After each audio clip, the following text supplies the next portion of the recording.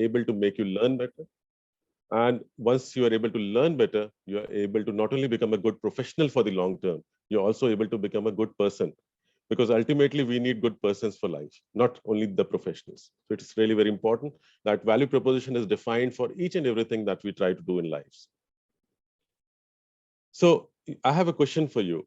What is competitive advantage? And you need not answer that to me. Just remember that your competitive advantage is the differentiation you create in your product or service or your organizations, including yourself as an individual.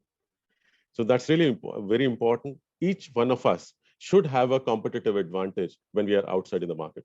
My friends, when you get into the industry, it's a warfare there, right? If you have seen a army officer going for, to the border to fight with, say, Pakistan or some other country, and you tell him that, okay, you're going to the border, just carry a certificate in hand and just stand in front of them and you'll be able to win the war. Can you do that? You need to give him the arms and ammunitions, right? And without arms and ammunitions, nobody can actually fight the war. It is really very important for us to have as many certifications, as many qualifications as we want, which become our arms and ammunition when we actually get into the industry or the market, right? So we create our own competitive advantage. You have chosen a good college like Vivek College of Commerce for your study in the field of commerce and business, because you know that the qualification that you receive from this institution will make you a very different person in the industry when you go out and search for a job, right? So it's really very important for you to create your own competitive advantage and move ahead in the market. Product, service, qualifications, whatever you think of, everything needs to have a competitive advantage. We ourselves as individuals too need to have the competitive advantage for the long term. But then, yes, what we need to understand is that whenever we try to discover the value proposition for a customer, it is really very important for us to go through a small cycle.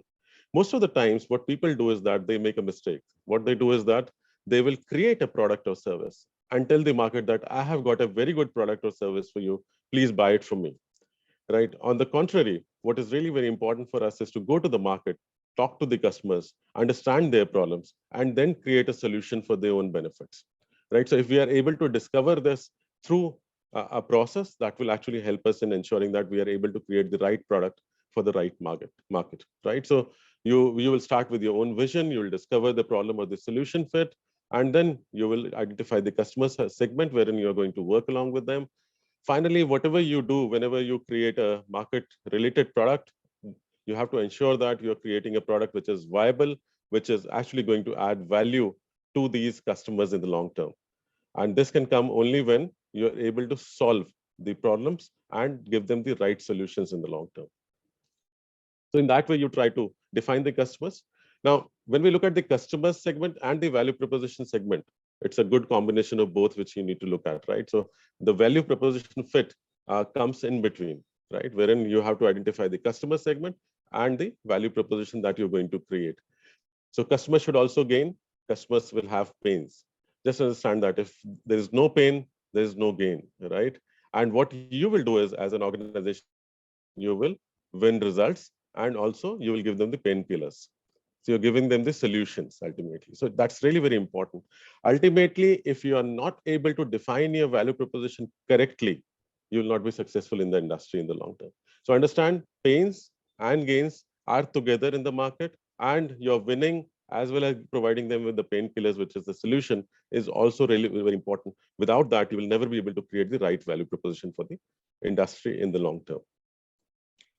So what you do is that to identify the customer's pain, what you have to do is that very simply, you have to ask some questions.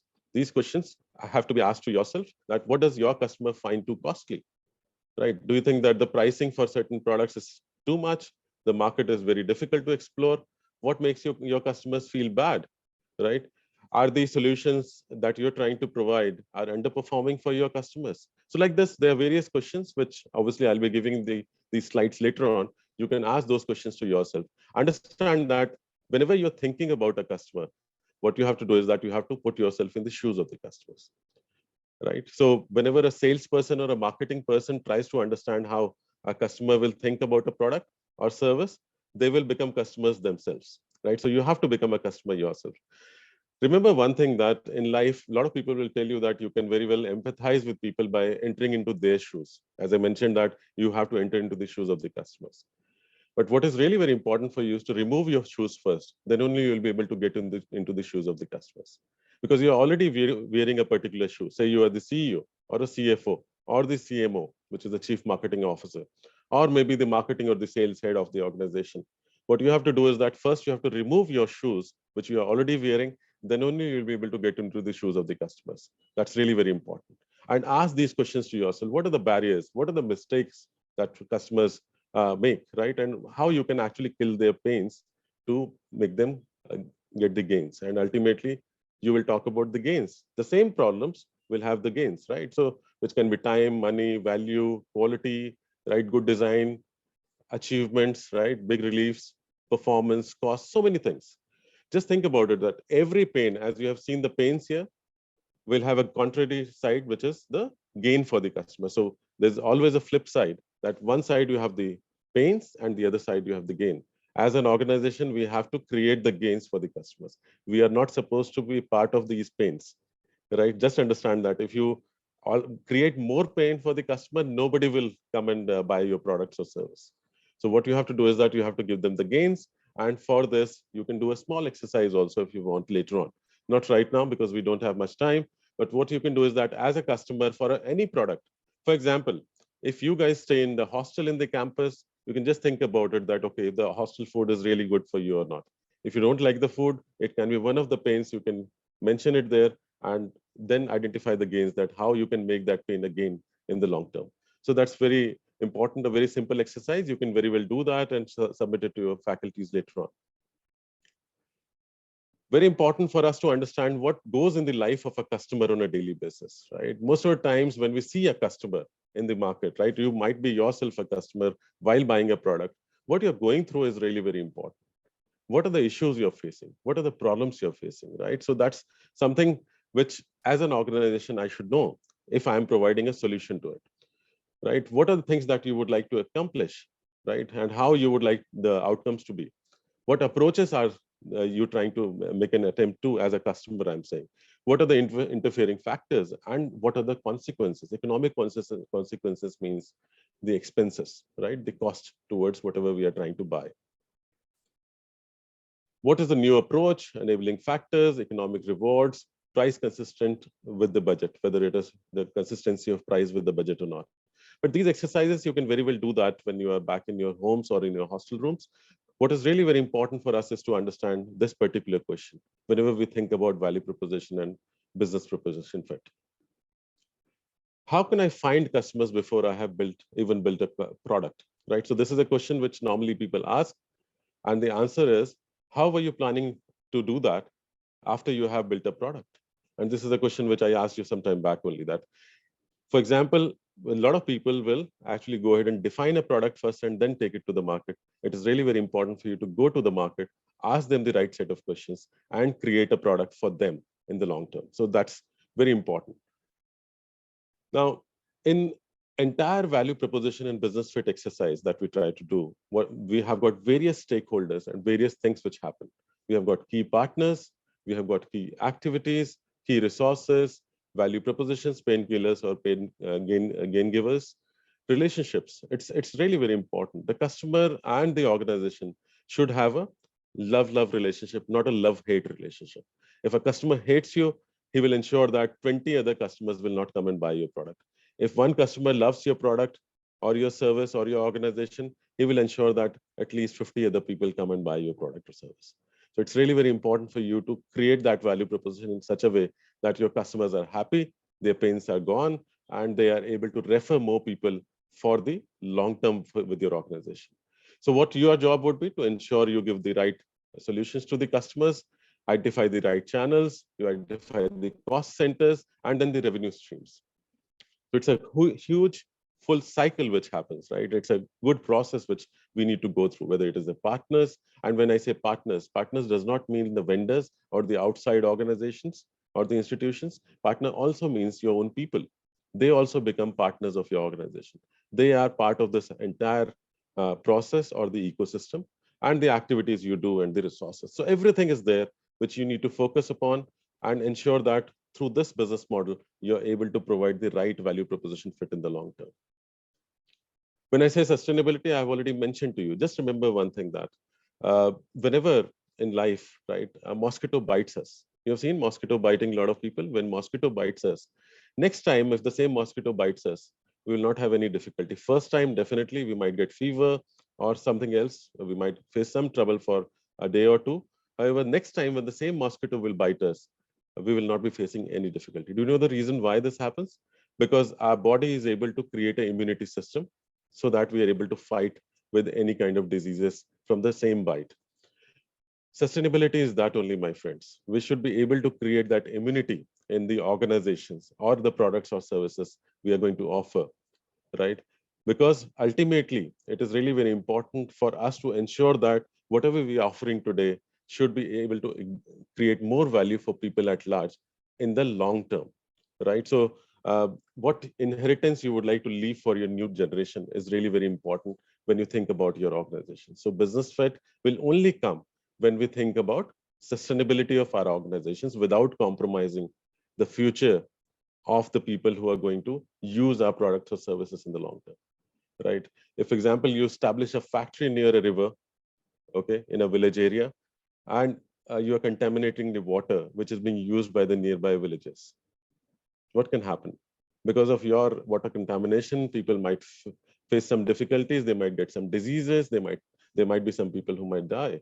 And if that happens, are you creating a sustainable organization for the long term? Just ask this question to yourself. So you're not creating a sustainable organization. You might receive a notice from the Human Rights Commission also tomorrow that you have to shut down your business operations and go back. So it's really very important for us to ensure that whenever we think about our own industries, our own organizations, our own people, we should also think about the future generations. So we need not compromise on the benefits of the future generation whenever we are thinking about the value proposition fit and the business fit in the longer run. So as I mentioned to you, people, planet, and profits is really very important. Bottom line is not only profit, my friends, right?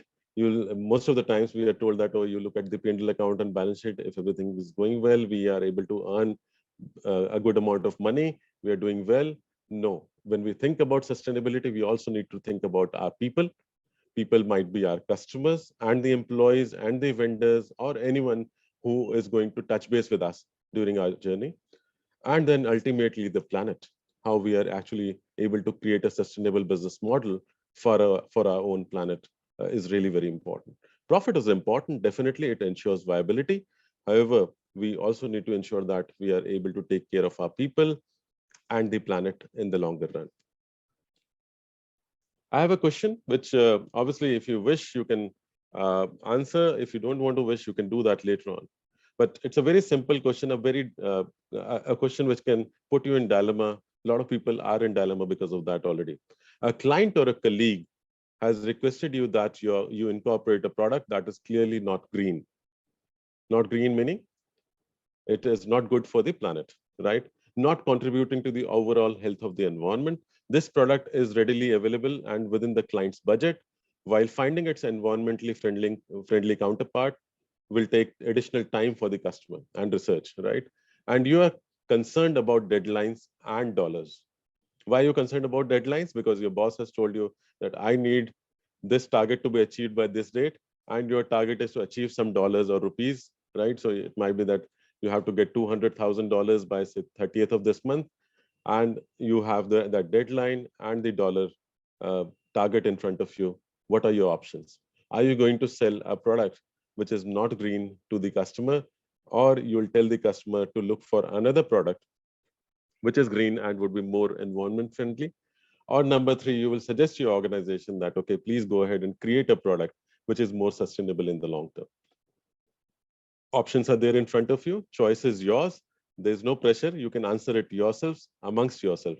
See, it's a very simple ethical dilemma, which we all go through when we work for organizations, right? And you will go through it when you come out of the industry and start working, right? So these three options are there. Think about the options and choose the right option yourself. Okay. See, I have tried to keep it very, very simple, but I would like to give you some lessons before we close my presentation so that you are able to ask me some questions.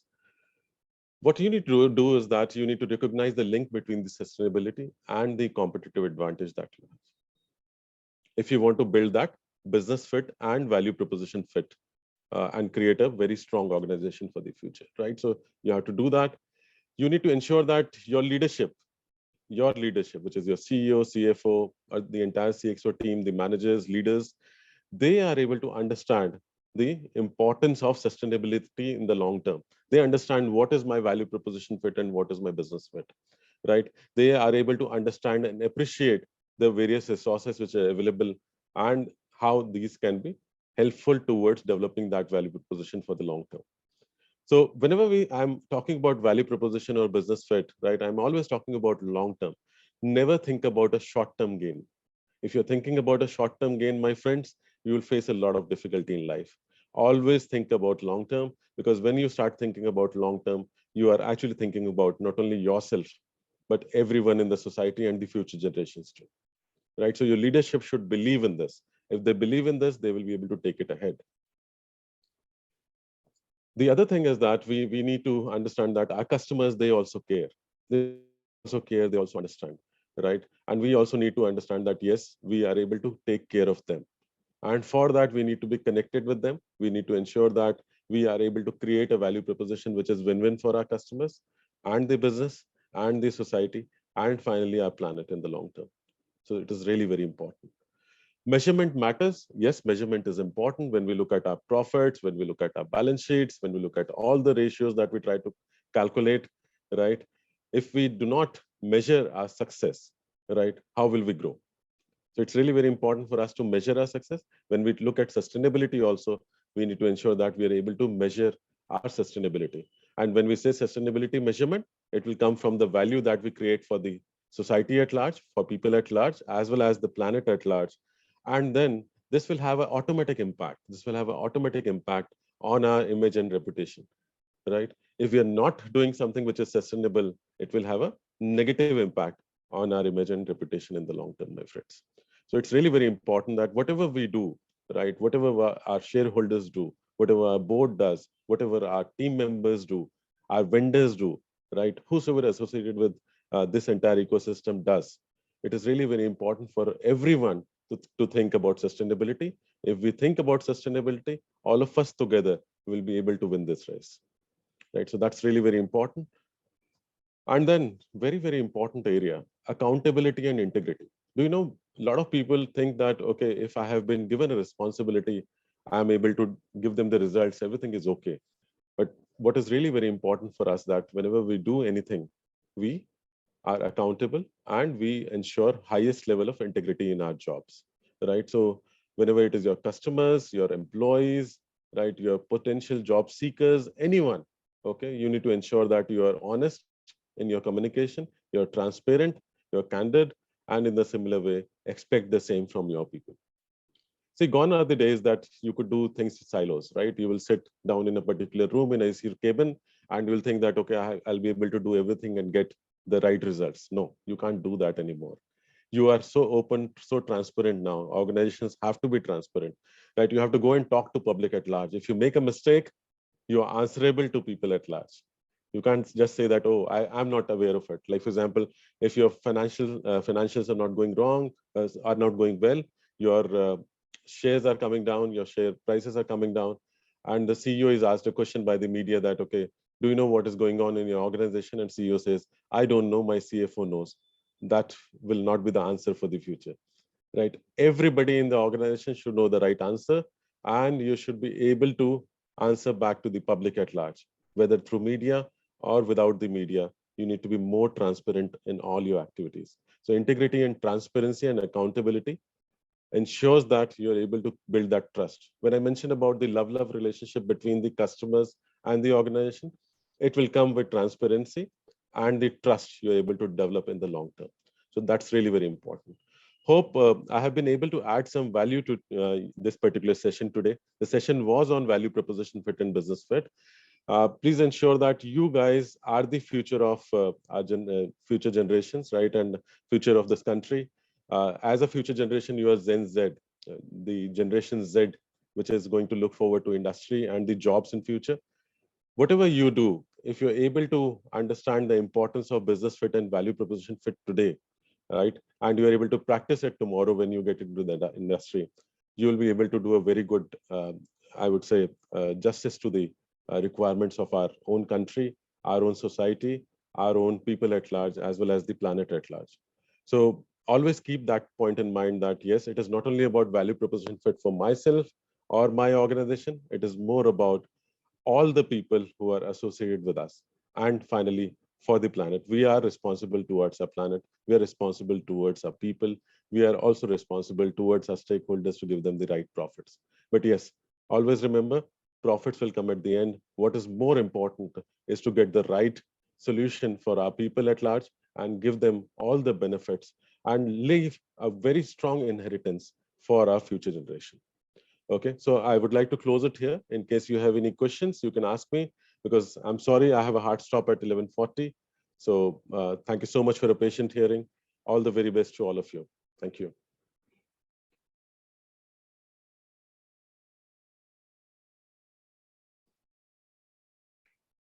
Yes, please, from the class, if anybody has a question, you are free to ask that. In case you don't have a question, you would like to ask me afterwards, you can send me an email. My email ID is there with your colleagues. Hello, sir. I'm Neeta, Secretary of Teacher. Good afternoon. Do anyone have any questions? No questions?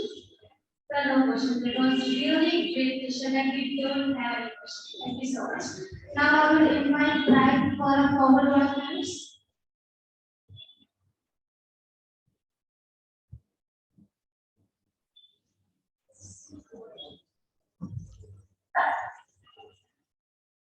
Good morning, one and all. I, Brian Thomas, deem it a great honor and privilege to propose the vote of thanks on this event. On behalf of State College of Commerce, I take this opportunity to propose a humble thanks to all those who have directly and indirectly contributed to our session organized by Meraki Re-Incubation and Incubation Center of Village College of Commerce. At the outset, I wish to express my deep sense of gratitude to our chief guest and keynote speaker, Mr. Krishnan Mishra, for accepting our invitation and giving us your valuable time. Sir, my heartfelt thanks to you for giving an excellent coverage on value proposition fit and business fit. We also thank our respectable principal ma'am, Dr. Vijita Sethi, Anupama Bali ma'am, Anuja Narmadkar ma'am, Dr. Tangadurai sir, and Lupita Gulsanris ma'am for giving us this platform for conducting this successful event. I would like to thank our audience for coordinating throughout this session. Lastly, my heartfelt thanks to all the Meraki pre-incubation and incubation team members for making this event a great success. Thank you. Thank you so much. All the very best to all of you. Thank you. Thank you, sir. Thank you.